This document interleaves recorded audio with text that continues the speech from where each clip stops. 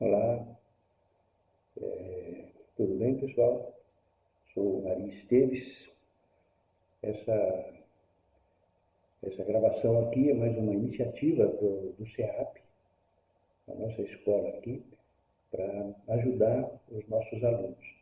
O tema de hoje é um tema importante, não só para as suas atividades aqui, mas para a vida toda. Trata-se de a gente pensar como estabelecer uma ordem ou uma hierarquia de valores entre os nossos afazeres, para que a gente não deixe de atender os que são mais importantes. Né? Então, pensem assim, a conduta humana ela está condicionada, por exemplo, por duas forças, né? Duas forças que se completam, não são antagônicas, elas se completam. É a força dos bens, os bens que nos atraem, né, as coisas prazerosas, e a força dos deveres, né, que nos obrigam.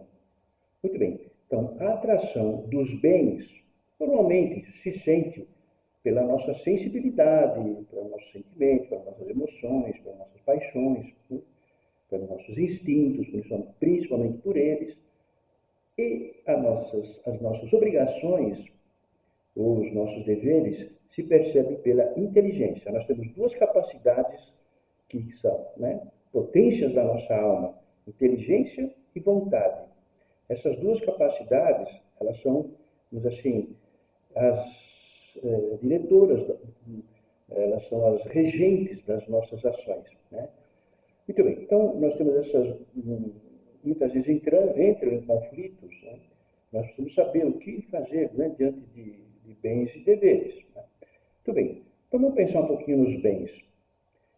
Existem bens ligados à nossa parte instintiva. Né? Os instintos, eles são predisposições que a nossa natureza impõe, né, a nós, e a natureza impõe também aos animais. Tanto os homens como os animais possuem instintos, né, para garantir a sobrevivência, comer, beber, abrigar-se, defender-se, né, fugir dos perigos, a procriação, tudo são, vamos dizer assim, forças instintivas. Né? São bens, digamos assim, primários, né? Primeiros, são bens assim, eles têm importância. Né?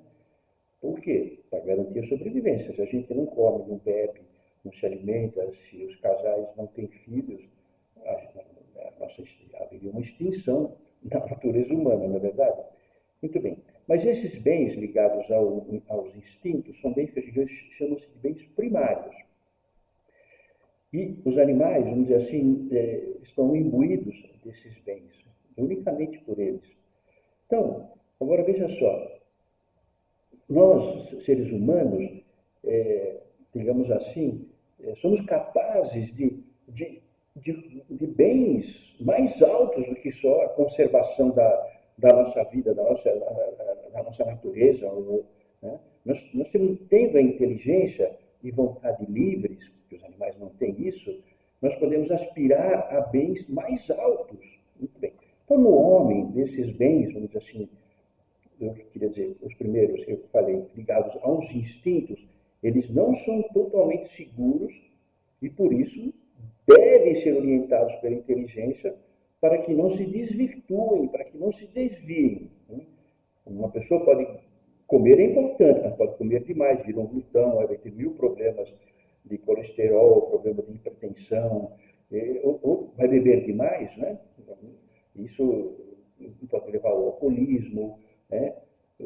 Por isso, nós temos que o instinto sexual, que é uma coisa maravilhosa dentro do que ele foi feito, que é também dentro do matrimônio, é uma coisa maravilhosa, mas as pessoas podem se levar por esse instinto e começar a querer usar o fora da sua finalidade. Então, a desordens de todo tipo e a pornografia na internet, a pessoa fica viciada. Então, os instintos humanos, eles precisam ser avaliados pela inteligência, porque há uma desordem na nossa natureza, uma fraqueza que facilmente a gente pode cambiar de um lado para o outro desses instintos, e os instintos são muito egoístas, eles só pensam neles próprios, entendeu? Se eu digo assim, o animal não, o animal come, parou de comer, ele não vai comer demais. É, o homem não, pode comer demais, pode beber demais, ele não tem controle, muitas vezes, se ele não se impõe sobre os seus instintos. Muito bem, mas existem outros bens, não só ligados aos instintos, mas também bens ligados ao espírito. Então, como eu disse, então, a nossa inteligência ela nos faz buscar outros bens além dos ligados ao instinto. Como eu dizia, o homem pode muito mais. O homem não pode viver só para comer, beber, né? Seria uma vida rasteira, como uma vida de um bicho, de um animal. O animal vive para comer e beber, entendeu? E quando tem um momento de fazer a procriação, procria e continua comendo e bebendo. E mais nada. Isso é muito pouco para um homem. O homem pode aspirar a bens mais altos, né, do que os bens instintivos. Então, a inteligência faz ele aprender uma profissão, um ofício, faz ele apreciar artes, a música, a pintura, a literatura. Ele pode se apaixonar por coisas mais altas do que os bens primários, né? Estudar línguas, ele pode fazer coleção, uma coleção de selos, por exemplo. Enfim, são coisas ligadas ao nosso espírito, à nossa inteligência e vontade que descobre outros bens. Agora, vejam, nós podemos exagerar e centrar a nossa vida num desses bens, né? Vamos dizer assim, de forma desordenada, como eu dizia. Por isso, os bens, eles necessitam ser avaliados pela inteligência para saber se são realmente um bem ou não. Agora, vamos pensar nos deveres. Então, à medida que a inteligência vai se desenvolvendo na pessoa, né, se começa a notar a chamada, uma das coisas que estão ao nosso redor, né? As coisas, elas reclamam cuidados, né? Elas reclamam e quando a pessoa começa a perceber que há deveres externos, né? Que não é só buscar, vamos dizer aqui, aquilo que é apreciável para si, mas que as outras pessoas também têm necessidade, né, de bens, têm necessidade. Então, muito bem. Aí se começa, é o início da vida moral, que a gente chama, perceber o certo e o errado, né, na nossa conduta para não prejudicar o outro. Isso aí, então, esses deveres, eu dizia que os bens é como se viesse de dentro de nós, eles chamam, né, como se fosse algo interior, que nos clama, isso é bom, pegue para você, queira isso, queira aquilo. Agora, os deveres normalmente chegam de fora, são chamadas que nos dirigem, pessoas ou seres que estão ao nosso redor, animais, plantas, né? O meio ambiente, de modo geral, os instrumentos que utilizamos, né? Eu posso usar esse bem aqui, é um bem, eu tenho que usá-lo de uma forma correta, senão posso estragá-lo. Enfim, então, os deveres nos vêm de fora, né? Por exemplo, os lamentos de um homem ferido ou de um animal nos obriga a ajudá-los, né? Agora pensem assim, os animais, eles não têm inteligência, só sentem a voz do seu instinto, isso fala mais alto. Então, o instinto busca a conservação da vida dele e nada mais. Agora, nós não, como eu dizia, os seres humanos, ouvimos a voz dos outros seres que nos rodeiam. Então, pensem assim, um homem, ele não poderia comer sossegado o seu sanduíche, o seu hambúrguer, se ele vê do lado dele o outro homem faminto. Ele se sente na obrigação de ajudar esse outro homem, né, que está realmente necessitado da ajuda dele. Agora pense assim, um leão, ele não se importa mesmo se o outro leão está com fome ou está morrendo de fome, não está nem aí. Ele vai comer toda a presa, só vai parar de comer quando ele se satisfizer. Então, ele não se sente obrigado a partilhar com o outro.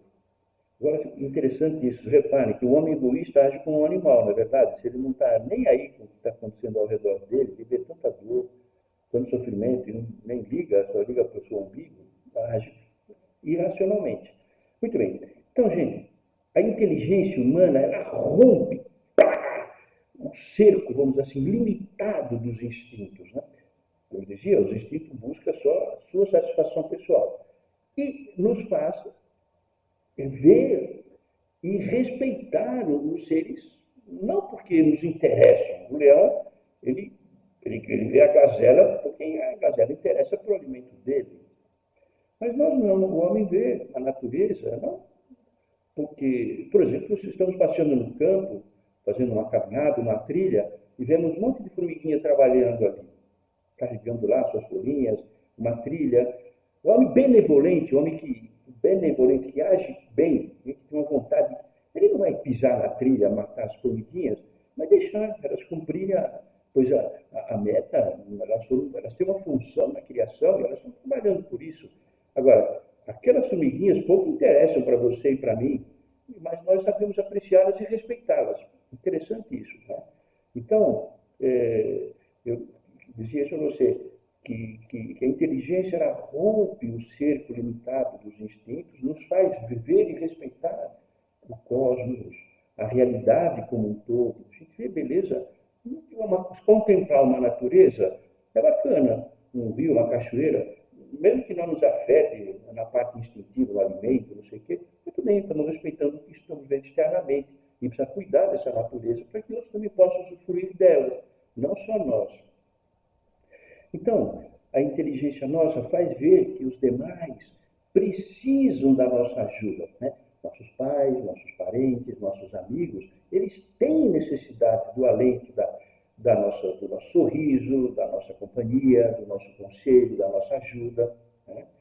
Interessante isso, a inteligência faz perceber isso. E a maturidade de um adolescente, a gente pode pensar assim, está exatamente no sentido do dever que ele tem. Então, quando a conduta de um, de um adolescente deixa de ser guiada só pelo seu gosto, eu gosto de videogame, eu gosto disso aqui, eu gosto de eu gosto de blá, blá, blá, blá, blá, gosto dessa comida, eu gosto desse tipo de divertimento, gosto, e vai se abrindo as exigências dos deveres. Eu tenho que estudar, eu tenho que ter encargos aqui na minha casa para ajudar nas tarefas, eu tenho que, meus amigos, tem um amigão meu, poxa, ele está com muita dificuldade em matemática, eu vou ajudá-lo nessa matéria, eu percebo a necessidade dos outros. Vocês já notaram uma coisa interessante? Como as crianças, até os 5 anos, só pensam nelas? Elas não partilham seus brinquedos. Tenta pegar um doce de uma criança, mas nem a pau. Bom, então veja, enquanto a inteligência não se desenvolve, ela vive dominada pelos seus instintos primários. Né? Lembra? Comer, beber, descansar, se divertir. E os pais, evidentemente, devem ajudar as crianças a vencer esse egoísmo, animando a criança a doar, por exemplo, um brinquedo que já não usa, né? A cumprir tarefas no lar. Aliás, um parênteses, vocês que estão aí, né, conhecem mães, têm irmãozinhos, ou têm parentes que têm crianças pequenas, falem disso. Né? No meu site, ariesteves.com.br, tem lá uma série de boletins que ajudam, de artigos curtos, muito fáceis de ler, gostosos de ler, que ajudam as mães e os pais a perceberem que tem que começar a dar tarefa para a criança já com 1 ano e meio, 2 anos e meio, 3, 5, 6, em diante. Se não começar bem cedo, a criança vai ficar muito indolente, vai ficar muito rebelde, muito preguiçosa. Então, avisem eles para que chegarem antes. Bom, muito bem, fechando os parênteses. Então, eu estava dizendo o seguinte, que a criança, evidentemente, ela não consegue agir de forma diferente, porque ainda não desenvolveu inteligência, ela não tem percepção para olhar ao seu redor e ver que a outra pessoa tem necessidade. Isso vai acontecer por volta dos 6, 7 anos. A criança vai começar a perceber. Tem criança que até faz mais cedo. Ela já percebe a dor, né? Mãe, olha, coitada, puxa, tá bacana, essa criança já começou a ter uma consciência da necessidade dos outros. Então, agora eu dizia que a imaturidade de um adolescente, né, que ele não percebe, ou ele não está nem aí com tudo isso, é sinal de que ainda ele se mantém nesse egoísmo infantil, está centrado em si próprio. E se o egoísmo das crianças, digamos assim, é inevitável e desculpável, o de um adolescente é um desajuste da personalidade dele. Digamos assim, é um corpo que cresceu, mas a sua inteligência está doente. Ela está infantilizada. É uma síndrome da infantilidade.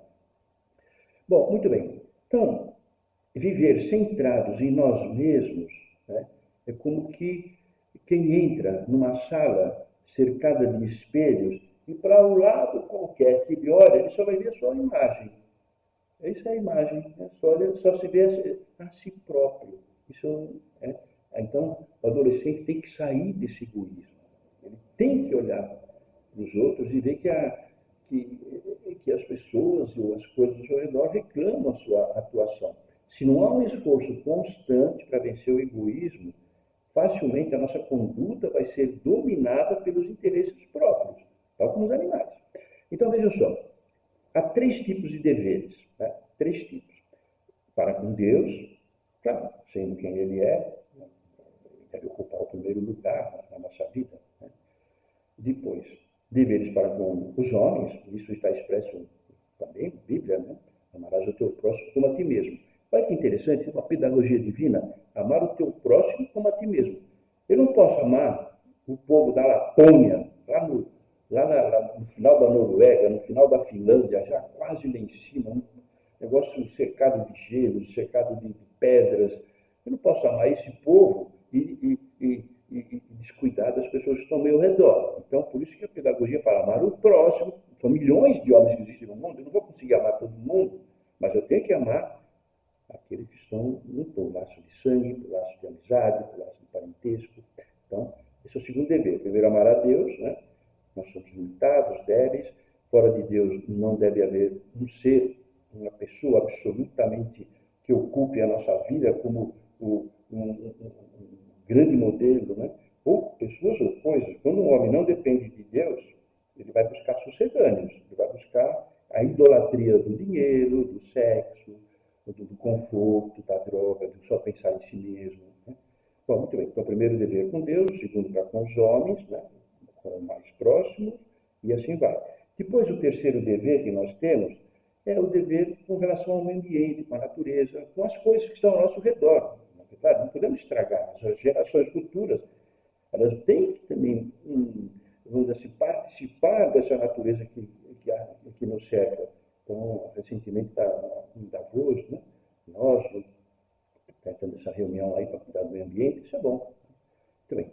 Então, eu dizia para vocês isso, que os bens são coisas que desejamos e os deveres são obrigações impostas pelos seres que nos rodeiam, pessoas ou outros seres. Então, em toda chamada para um bem, existe um dever. Comer é um bem? É um bem. E é um dever também, porque eu tenho que comer, senão eu estrago minha saúde. Melhorar a nossa formação humana, cultural, né? Melhorar a nossa posição social, econômica, é um bem e um dever. Deus deu capacidades que nós temos que usá-las para pôr em serviço os demais.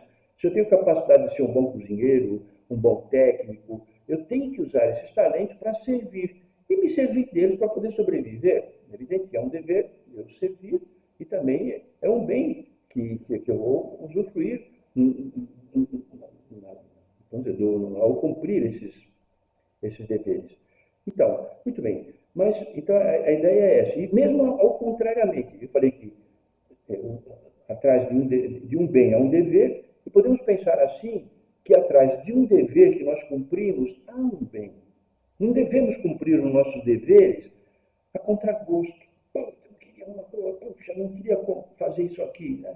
Não ver nos deveres, vamos dizer assim, uma coisa chata, mas ver um bem, uma coisa que nós temos que conquistar através desse dever. Né? Ver o bem que há por trás, por exemplo, de estudar com seriedade, ou de não perder o tempo no celular. O celular tem que utilizar para coisas úteis, mas se eu perco tempo, eu tenho que corrigir isso. Né? Então, eu tenho esse dever de aproveitar bem meu tempo, né? Porque Deus, o tempo é algo maravilhoso que nós temos e que vai passando e não volta mais. Se a pessoa perde 5 horas na semana, 6 horas em cima de celulares ou em cima de música, eu adoro música, toco, faço percussão, Mas é que a gente tem que ter um limite, porque eu tenho que fazer outras coisas, né? Para preparar essa palestra aqui, eu gastei um bom tempo para poder passar algumas coisas para vocês. E estou feliz fazendo isso. Estou sentindo pô, Deus me pede para usar um gosto, algo que eu gosto de fazer, para pôr ao serviço dos demais. Então, deixei de fazer, não foi, deixei de ouvir muita música. Eu fui caminhar essa semana ouvindo temas que pudessem completar esse tema, é isso que eu estou falando para vocês. Então, não vê como a gente pode cumprir nossos deveres também com essa satisfação, né? de, de ver que por trás deles há um bem. Agora, uma coisa interessante, né? Muitas vezes o pessoal vai empurrando com a barriga os compromissos, os deveres, né? Mas pense assim, quem coloca sentimentos no que deve fazer, ganha gosto, ganha força para cumprir esse dever com mais amor. Né? Pense num homem apaixonado pela sua família. Puxa vida, ele cumpre os seus deveres familiares com alegria. Por mais que ele goste do seu trabalho, ele sai 6 horas para chegar em casa às 15 para 7 ou às 7 horas, porque ele quer estar com a família, quer estar acompanhando os filhos. Uma mãe, ela se sacrifica pelos filhos porque ela ama. Ela não vê aquilo um dever, uma coisa chata. Ela tem amor pelos filhos e ela cumpre esse dever com satisfação, com alegria. Então, os sentimentos podem nos dar uma força extraordinária para cumprir os nossos deveres. Muito bem, então essas pessoas, como eu disse, não se sentem felizes ao cumprir suas obrigações porque amam, né? E acabam tendo uma alegria, um prazer em realizar suas tarefas. Nós temos que encontrar essa alegria em estudar, em ajudar nas coisas familiares, em ajudar nas despesas da casa. Temos que ajudar, porque quem que vai pagar a luz, quem que vai pagar as contas? Bom, eu posso fazer algum trabalhos, ajudar de alguma forma para chegar em casa com a mãe, papai, estou estudando, quero pagar isso aqui, deixa. Então, não temos só direitos, né? Os filhos têm deveres filiais e paternais, com seus filhos fraternais, têm deveres com seus irmãos, de ajudar, e têm deveres com seus pais. Bom, muito bem.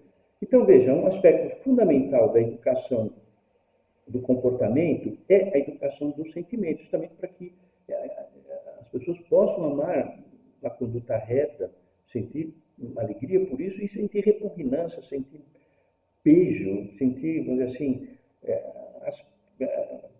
asco com relação às coisas que não são boas, que são desordenadas. É preciso criar esses sentimentos. A pessoa se alegra em fazer coisas erradas, ele está distorcendo, ele está estragando a sua sensibilidade. Muito bem. Então, pense que as pessoas decididas, pessoas que são pessoas que costumam ter sentimentos educados. Né? Eu vou fazer isso, pá, e faz coisas boas, tal, e o sentimento acaba ajudando. Então, quem toma decisões firmes, muitas vezes arrasta junto de si os sentimentos. Bom, gente, então veja só, o costume de vencer a falta de gosto, a gente às vezes gosta de fazer uma coisa e não gosta de fazer outra. Mas quando a gente vence, às vezes, o comodismo, a preguiça para fazer o que a gente tem que fazer, ao cumprir o que deve ser feito, nós vamos educando nossos sentimentos. Depois a gente vai ganhando amor pelas coisas. Nós vamos ganhando fortaleza, vamos ganhando sentido de laboriosidade. Isso a gente vai nos tornando mais ágeis para cumprir as determinações que a gente percebe que devem ser feitas. Agora, vamos pensar como estabelecer, nosso tempo está indo, eu já teria que encerrar isso aqui em um pouco tempo, mas veja só, como estabelecer prioridades, ordem nos nossos bens e nos nossos deveres. Então, isso eu vou falar no próximo vídeo, porque esse vídeo aqui já está com 20 minutos e vou encerrar. Então, pense nisso e o próximo vídeo vai ser estabelecer prioridades, ordens nos bens e deveres. Tá bom? Então, até mais.